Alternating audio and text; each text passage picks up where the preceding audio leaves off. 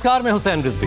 नमस्कार, मैं हूं ज्योत्सना पाटनी। सुबह के 9 बजे हैं और हम आपके लिए लेकर आए हैं सुबह 9 बजे की 9 बड़ी खबर। आज हम आपको दिखाएंगे बंगाल में बढ़ती हिंसा के बीच 5 राज्यों के लिए बीजेपी का चुनावी महामंथन और कैसे हुआ कासगंज हत्याकांड के मुख्य आरोपी का एनकाउंटर।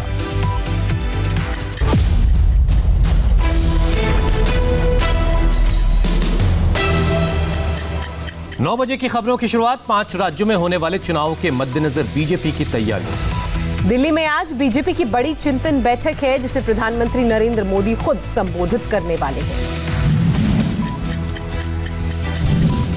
बीजेपी के लिए आज का दिन चुनावी मंथन और अभियानों का दिन है। इसमें खुद प्रधानमंत्री नरेंद्र मोदी दिल्ली में हो रही पार्टी पदाधिकारियों की बैठक में शामिल हो रहे हैं। यूपी के सीएम योगी आदित्यनाथ केरल में विजय यात्रा का शुभारंभ करेंगे तो रक्षा मंत्री राजनाथ सिंह तमिलनाडु में बीजेपी के युवा मोर्चा के समारोह को संबोधित करेंगे। वहीं गृह मंत्री अमित शाह गुजरात स्थानीय निकाय चुनावों में वोट डालकर कार्यकर्ताओं का जोश बढ़ाएंगे। दिल्ली में जो बीजेपी पदाधिकारियों की बैठक होगी उसे पीएम मोदी संबोधित करेंगे। बैठक सुबह 10 बजे से लेकर शाम के 5 बजे तक चलेगी। इस बैठक को प्रधानमंत्री मोदी 2 बार संबोधित करेंगे। पहली बार सुबह 10:30 बजे वो अपनी बात रखेंगे और फिर शाम को समापन होने पर बैठक को संबोधित करेंगे। देश भर में चल रहे किसान आंदोलन के बीच बीजेपी की ये बैठक बेहद अहम मानी जा रही है। जानकारी के मुताबिक आज की मीटिंग के एजेंडे में भी किसान आंदोलन से निपटना, 5 राज्यों के विधानसभा चुनाव की तैयारी, सभी राज्यों की संगठनात्मक संरचना पर चर्चा है। उधर पश्चिम बंगाल में चुनावी गहमागहमी के बीच हिंसा की घटनाएं लगातार बढ़ रही। बंगाल में बढ़ती हिंसा पर बीजेपी ने टीएमसी के खिलाफ चुनाव आयोग में शिकायत की है।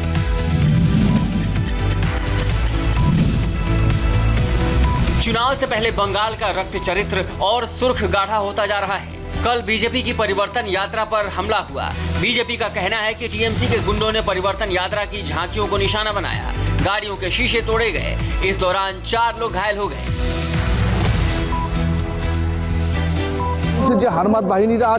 टीएमसी के गुंडे आए, टीएमसी के नेता आए, हमारी परिवर्तन यात्रा की झांकियों पर अटैक किया गया। इससे हमारा एक कार्यकर्ता घायल हो गया, उसे अस्पताल ले जाया गया। ये हमला तब हुआ जब हमारे नेता दिलीप घोष वहां मौजूद थे।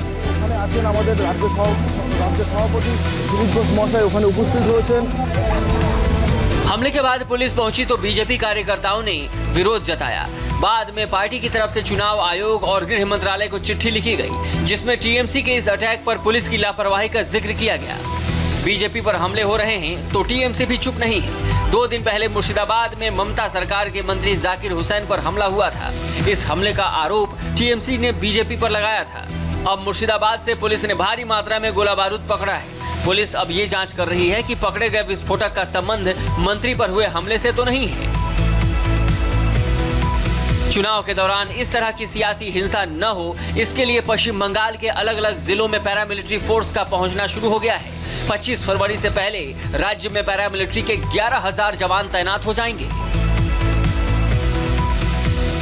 पश्चिम बंगाल में बीजेपी के जय श्री राम के नारे के खिलाफ टीएमसी ने नई मुहिम छेड़ दी है। ममता बनर्जी के भतीजे अभिषेक बनर्जी ने जय श्री राम के नारे को महिलाओं के सम्मान से जोड़ना शुरू कर दिया है। जय श्री राम बोलना चाहिए, नहीं बोलना चाहिए, बोलना चाहिए, नहीं बोलना चाहिए। तो मेरे साथ दोनों हाथ उठाइए और गगनभेदी नारा लगाइए, जय श्री राम, जय श्री राम, जय जय। बंगाल में बीजेपी का ये जय घोष जितना गूंजता है, ममता बनर्जी को उतनी ही चिढ़ मचती है।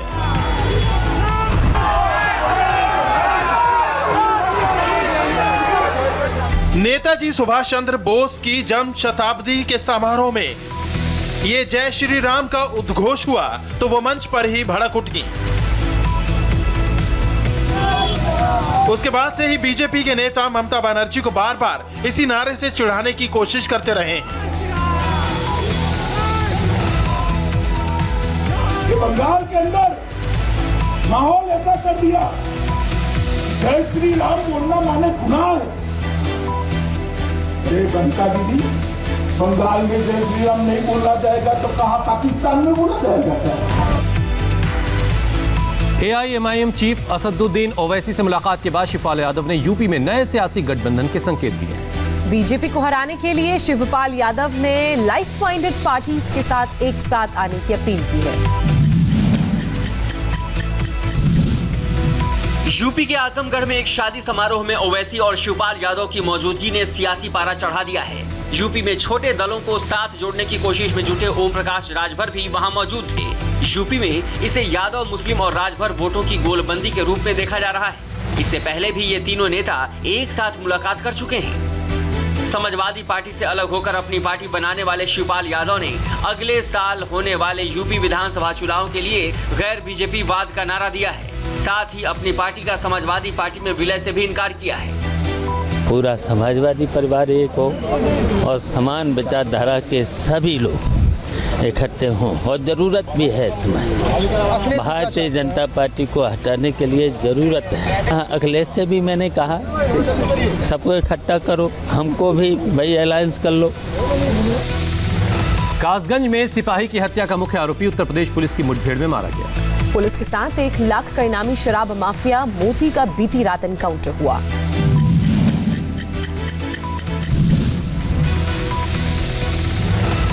सिपाही की हत्या का आरोपी 1 लाख का इनामी मोती।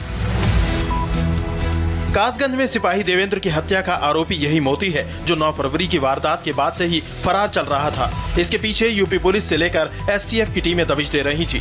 बीती रात पुलिस की सर्च ऑपरेशन में यह हत्या चढ़ गया, लेकिन पुलिस टीम पर फायरिंग कर भागने की कोशिश में मोती मारा गया।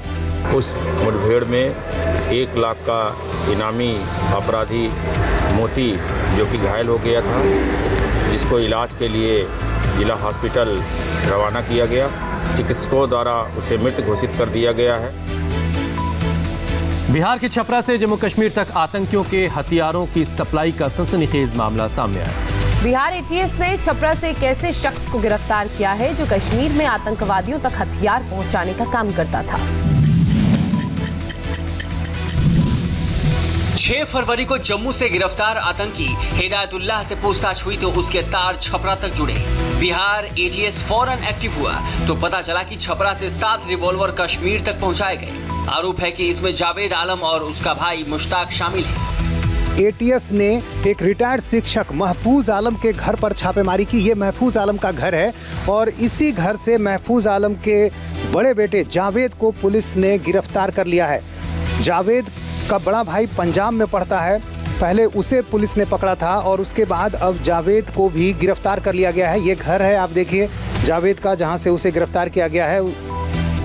हालांकि परिवार वालों को अब भी यकीन नहीं हो रहा है कि आतंकवादियों के साथ इनका कोई कनेक्शन हो सकता है।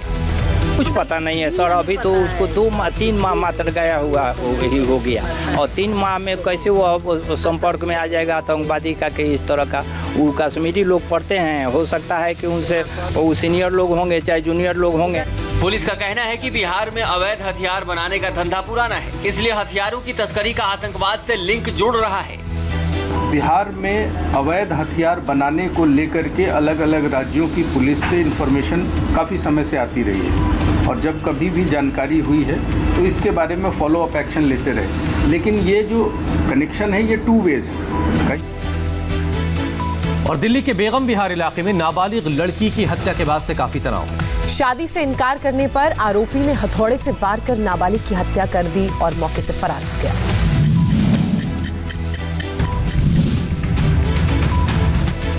आरोपी ने नाबालिग की हत्या से पहले पेशेवर अपराधी की तरह प्लान बनाया। पहले लड़की पर शादी का दबाव बनाया और जब लड़की ने इनकार कर दिया तो उसके सिर पर हथौड़े से एक के बाद एक कई बार किए और हत्या के बाद घर में ताला लगाकर फरार हो गया।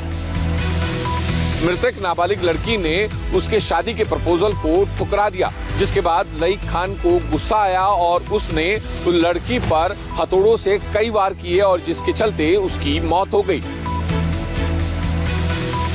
दिल दहलाने वाली ये घटना दिल्ली के बेगम विहार इलाके की है। जिस वक्त घटना को अंजाम दिया गया उस वक्त घर पर नाबालिग लड़की और उसका भाई मौजूद थे। उसने बोला था जा कौशल एक बार जा चिकन ले आ, तो मैंने चल मैं जाता हूँ तो अभी आ रहा हूँ कि ठीक है जल्दी आ। तो मैं वहाँ से आया तो मेरी बहन ने जल्दी आना।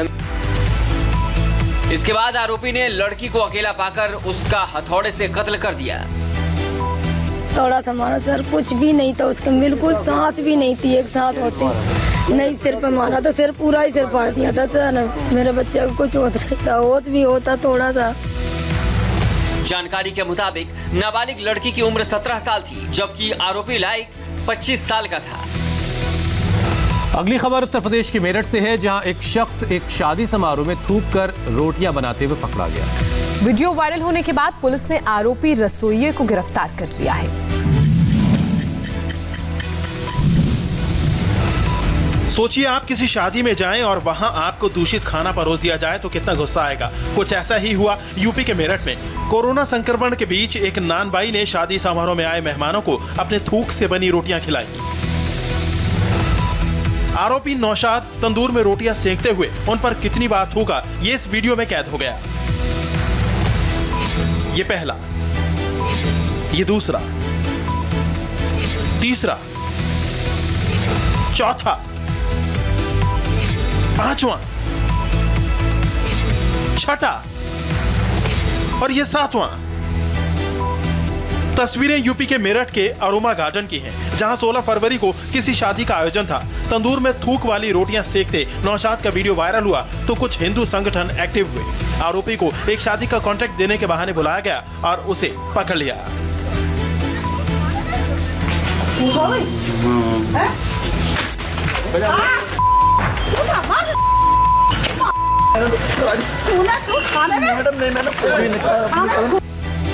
जब आरोपी नौशाद को पुलिस के हवाले किया गया तो उसने कबूल किया कि वो पिछले 10-15 सालों से लोगों को थूक वाली रोटियां खिला रहा था।